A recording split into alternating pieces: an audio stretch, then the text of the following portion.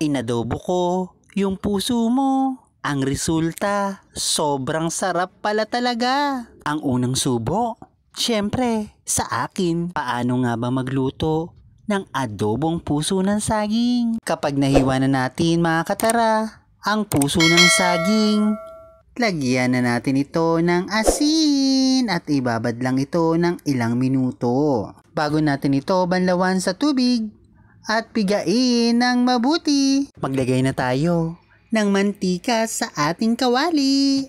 Kapag mainit na, maglagay na tayo ng sibuyas at haluin lang natin ito.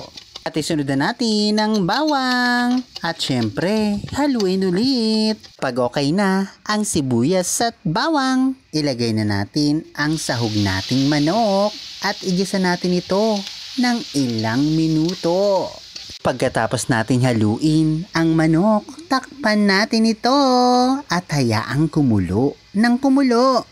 Makalipas nga ng ilang minuto, mga katara, tingnan na natin ang pinakuluan nating manok at haluin lang ito saglit dahil mabilis lang naman maluto ang manok. Pag okay na ang manok, ilagay na natin ang puso ng saging na binabad natin sa asin kanina ng ilang minuto. At pagkatapos nga, piniga natin ito at binanlawan sa tubig ng ilang beses para matanggal ang dagta at alat. Maglagay naman tayo ngayon ng pampalasa. Ang una, ang toyo. Sunod naman nating ilalagay ang suka.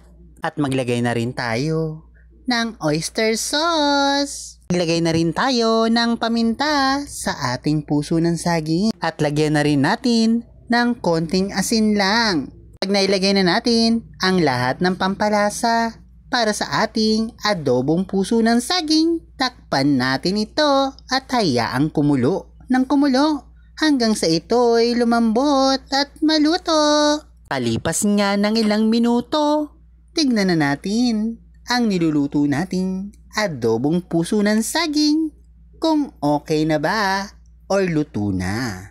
Dahil medyo masabaw pa ang ating puso ng saging, kailangan natin ito patuyuin pa ng konti. Takpan muna natin ito saglit. Makalipas pa ng ilang minuto pa, tignan natin ang adobong puso ng saging mga katara. Sakto na! At dahil luto na. O diba? Alam nyo na mga katara, kapag luto na ang niluluto, ang kasunod, ang pinakahihintay natin. Tikiman time na! Tara na! Mga katara, para updated ka sa mga bago kong video. Kaya, mag-subscribe ka na. Ikaw? Oo, ikaw nga mga katara.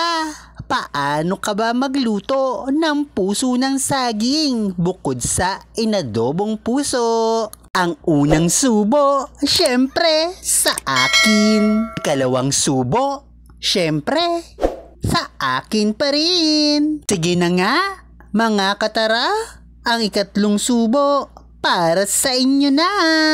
Kaya mag-like, mag-comment at paki-share na rin ang video.